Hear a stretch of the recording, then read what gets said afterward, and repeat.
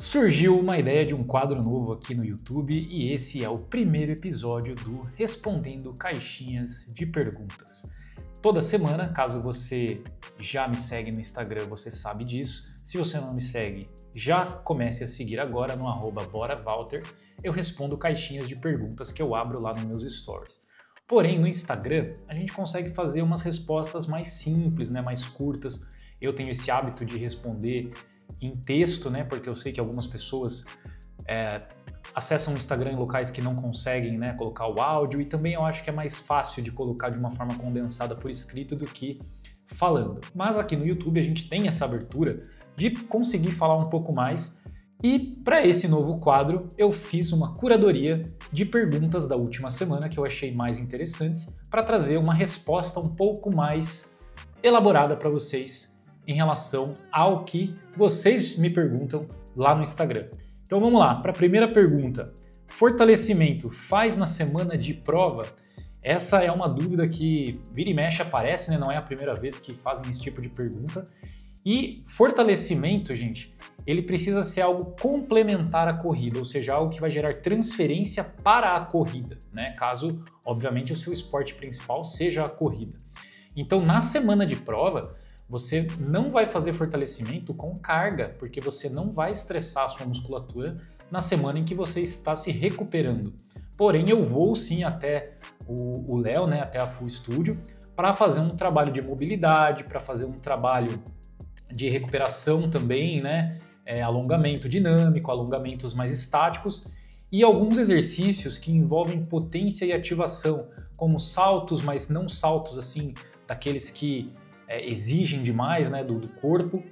E esse tipo de exercício mantém a musculatura ativada para você também não perder, mas não estressam ao ponto de cansar. Tem gente que prefere não fazer nada na semana de prova, em termos de musculação, de fortalecimento, o que também está correto, mas eu mudo um pouco esse viés do fortalecimento para algo mais recuperativo. Então eu vou lá e faço essas sessões de recuperação em semana de prova, tá? Mas caso você vá, por exemplo, numa academia convencional, em que provavelmente você não vai ter como fazer esses tipos de exercícios mais recuperativos, sugiro que você faça algo em casa ali, mais voltado para mobilidade e recuperação, do que ir até a academia erguer algum tipo de peso, beleza? Segunda pergunta. Pelo VDOT, meu fácil está entre 5,19 a 4,40. Você corre mais que eu e faz o leve a 6. Seria regenerativo?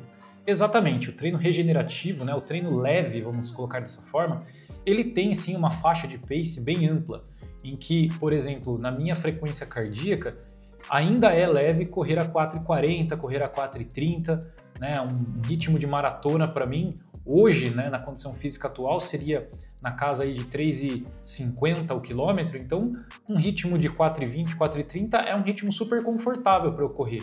Porém, mesmo sendo confortável, ele é um ritmo que ainda assim acaba exigindo um pouco da musculatura.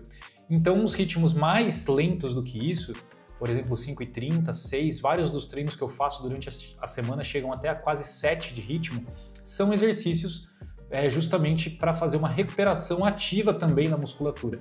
Acumular quilômetro rodado sem estressar o músculo, Então, para o dia seguinte eu conseguir fazer o treino proposto, que muitas vezes é um treino intervalado ou até mesmo véspera de longão, eu não posso fazer com que a minha musculatura se canse demais no treino da sessão anterior. Ou seja, esses exercícios que eu chego a fazer a 6, 6 e pouco, é para acúmulo de volume, sem estressar a musculatura, transformando também num treino que a gente costuma chamar de regenerativo. Existem treinos que eu faço durante a semana também, que aí sim eu rodo mais num pace próximo a 4,30, 4,20 ou até mesmo 4,10, que aí são treinos longos contínuos, ou até mesmo um treino que o Lucas, meu treinador, coloca ali como um Z1, porque esses regenerativos a gente brinca de Z0, O Z1 para exigir um pouco mais dos batimentos cardíacos, mas são treinos que aí sim exigem um pouco mais. Esses acima de 5, 6, próximos de 7 de pace são os regenerativos mesmo. Beleza? Vamos para a próxima pergunta aqui então. Pergunta número 3. Comecei a musculação e não estou conseguindo concluir os treinos de corrida. Dica para conciliar. Olha, então a primeira pergunta que falou sobre o fortalecimento na semana de prova, eu praticamente já dei a resposta dessa terceira também. O fortalecimento ele deve ser complementar à corrida. Hoje eu faço 2 treinos de fortalecimento semanais e sempre após a sessão da corrida, nunca antes, né? Então, normalmente, né, eu faço de segunda-feira.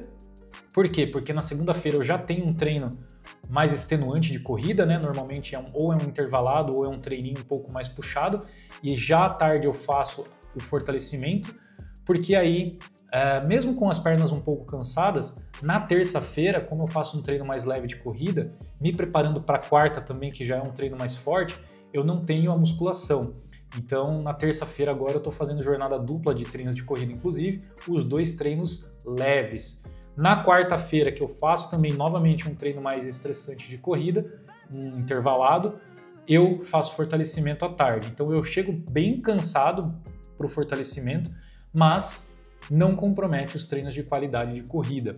Então, muito provavelmente você esteja fazendo a musculação ou no horário errado ou de uma forma exagerada, e é por isso que você não está conseguindo concluir seus treinos de corrida. Então é assim que eu concilio a minha rotina, 2 treinos por semana e sempre após o treino de corrida e nunca antes um treino de qualidade. Por exemplo, se eu fizesse fortalecimento pesado na terça à noite para daí na quarta de manhã fazer um intervalado, pode ser que o treino de fortalecimento comprometesse o intervalado também. Vamos lá, quarta pergunta. Treinar por frequência cardíaca, ritmo ou percepção de esforço? Mix dos 3 ou algum se destaca mais?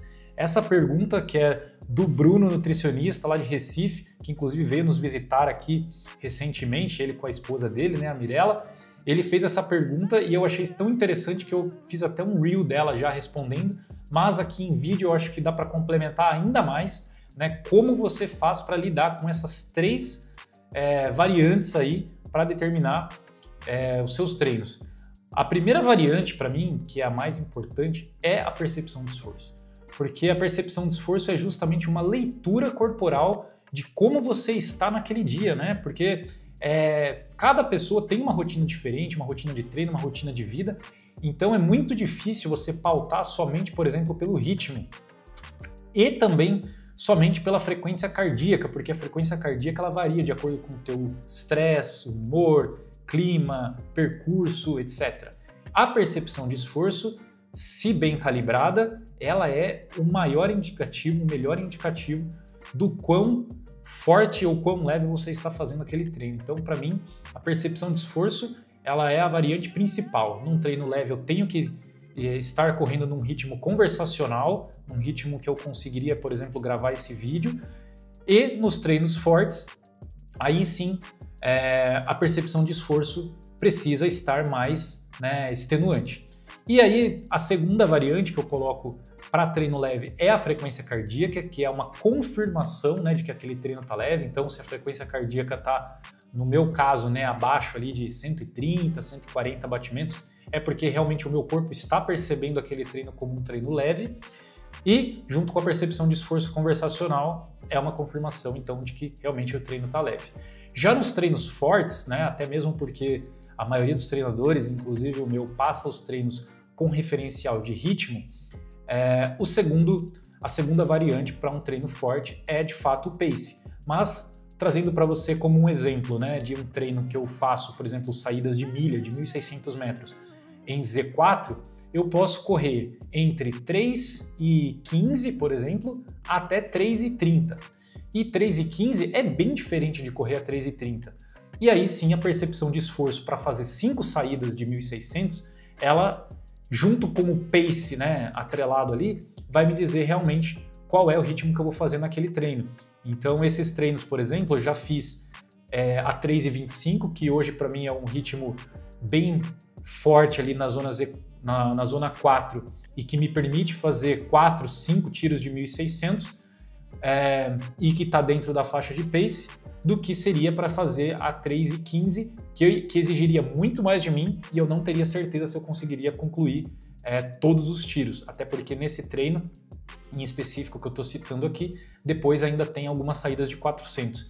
Então a percepção de esforço, ela também acaba sendo muito mais um direcionador aí para esses treinos fortes, do que somente o pace, porque se fosse só o pace eu poderia me esforçar mais para manter ali, sei lá, na casa dos 3:15, mas pela minha percepção eu sei que muito provavelmente eu talvez não fosse entregar as 5 repetições, ou se eu entregasse ia comprometer depois as repetições de 400 que eu tenho que fazer logo na sequência, certo? Então mesmo nos intervalados a percepção de esforço para mim é a primeira variante, é a principal, seguida de pace, que aí sim é o que, como na frequência cardíaca comprova ali o que está sendo exigido do esforço leve, o pace dentro da faixa estipulada pelo meu treinador é o que comprova que o treino está sendo bem executado.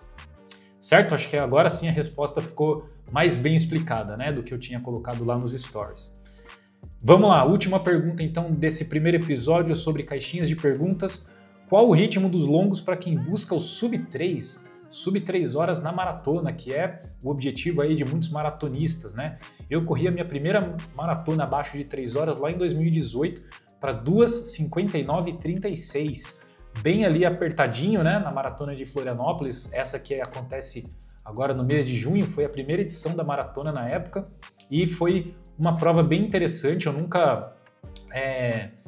foi a minha terceira maratona, né, então eu tinha feito a primeira maratona em 2017, daí um ano depois, focando somente nos treinos para a maratona, eu tive essa evolução de correr a segunda para 3:26 e a terceira lá em Floripa para 2:59. E os meus treinos longos, na época, eu fazia sempre aí nessa faixa de 4:30 o quilômetro.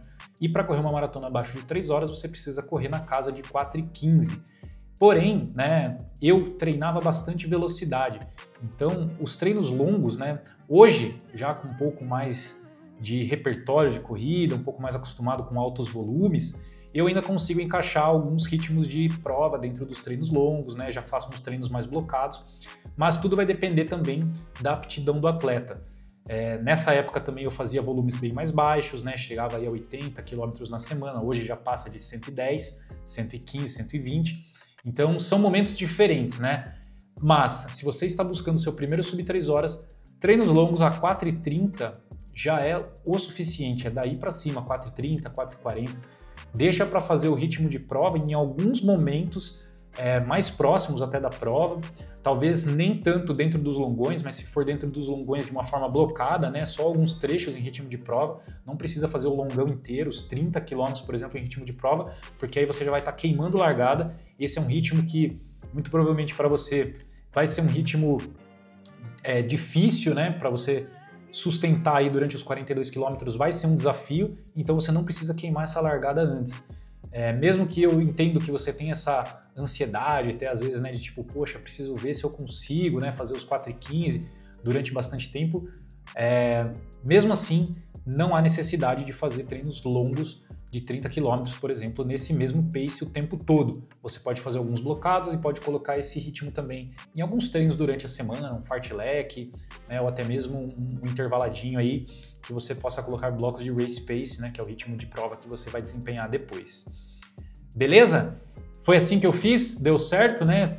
Também repliquei isso depois e replico isso até hoje, né? Por mais que não seja mais fazer um sub-3 ali tão apertado, né, próximo das 3 horas, mas a ideia é sempre a mesma. Hoje, para um ritmo de maratona que chega aí perto dos 3:50 o quilômetro, os meus longões hoje saem na casa de 4:10, 4:15, muitas vezes 4:20 o quilômetro, ou seja, 30 segundos até acima do que eu pretendo correr na prova depois.